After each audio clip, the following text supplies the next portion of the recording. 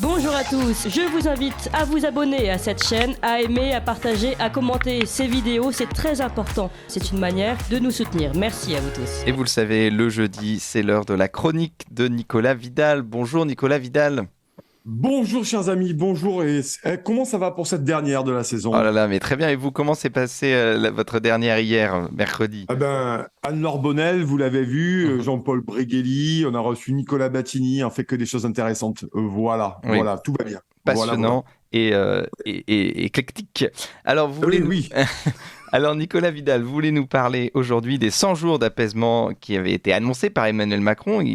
Ces 100 jours arrivent bientôt à échéance. Alors, qu'est-ce qu'on peut retenir de ces 100 jours d'Emmanuel Macron? Mais mon cher Corentin, ne soyons pas aussi naïfs que certains éditorialistes flexibles et dociles de ces grandes chaînes d'information qui ménagent, vous le savez, la chèvre et le Macron et qui refusent de dire que cette nouvelle fumisterie macroniste est d'un mépris incroyable pour les Français. En même temps, Macron n'a jamais eu l'intention d'apaiser le pays, ni en 3 semaines, ni en 3 mois, et encore moins en 3 ans. Ça, c'était pour la galerie de la petite presse nationale endogame et fière d'elle-même, qui a trouvé un os à ronger pendant quelques jours pour servir la gloire de la fameuse Macronie flamboyante. Le seul objectif, en fait, c'était de faire mariner les Français jusqu'au début de l'été, persuadés que les plus revendicatifs et les plus rétifs à sa politique de destruction auraient déjà posé leurs fesses à la plage, empégués de crème solaire et affalés sous un parasol. Et pour les plus téméraires d'entre eux, ils auraient déjà organisé leur planning autour d'apéros interminables au rosé et de barbecue. Pour les autres, les services de l'Élysée avaient probablement prévu que le Tour de France et la saga Mbappé, vous savez, l'apôtre des petits anges, finirait par les anesthésier sous la chaleur estivale, à moitié endormis sur le canapé.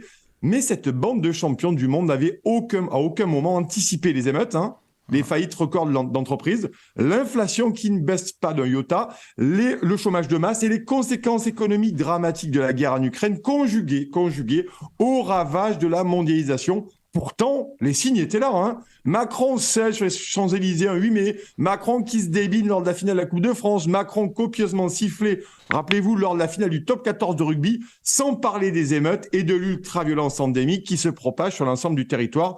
Et on apprenait hier que notre petit père des peuples à tous ne s'exprimerait pas, finalement pas, comme il est de coutume, le 14 juillet pour son allocution à la nation, Corentin. Mais alors oui, mais comment analysez-vous ce report de cette allocation présidentielle? Officiellement, ce discours était pour acter, vous le savez, la fin des 100 jours qui devait, rappelez-vous, apaiser le pays. C'était annoncé le 17 avril dernier en grande pompe. On avait appris également que la teneur du bavardage présidentiel devait être axée sur le concept devenu fumeux en Macronie de l'unité nationale. Imaginez alors notre petit père des peuples déblatérer sur cette fameuse unité nationale alors que le pays est littéralement en phase d'explosion ou d'implosion au choix. Imaginez-le nous farcir le museau avec son unité nationale alors qu'il décide tout seul, dans son coin, de livrer des scalps, ces missiles longue portée à l'Ukraine sans passer par le Parlement, sans demander l'avis aux Français, tout en faisant un pas de plus vers la co-belligérance. Je l'ai dit 1000 fois sur cette antenne, Corentin. Le pire cauchemar de Macron, c'est la démocratie. Mais peut-être est-il en train de comprendre que s'exonérer de la démocratie, notamment, n'est pas sans conséquence, surtout lorsque les Français ont de plus en plus de mal à remplir le frigo et que pour beaucoup, ils commencent à faire le lien entre la politique suicidaire du gouvernement et leur déclassement économique fulgurant. Alors, on peut donc estimer que la rentrée sociale va être chaude.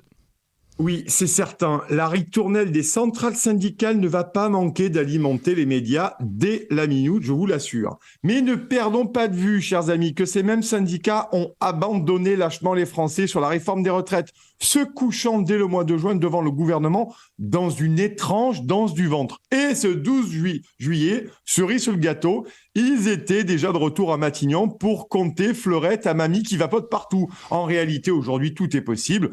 Tout peut s'embraser en quelques heures. Alors, est-ce que ce sera demain, dans un mois, à l'automne ou au cœur de l'hiver Tout est absolument possible, car des millions de Français n'ont plus les moyens d'attendre les randonnées sociales frites merguez entre Bastille et République.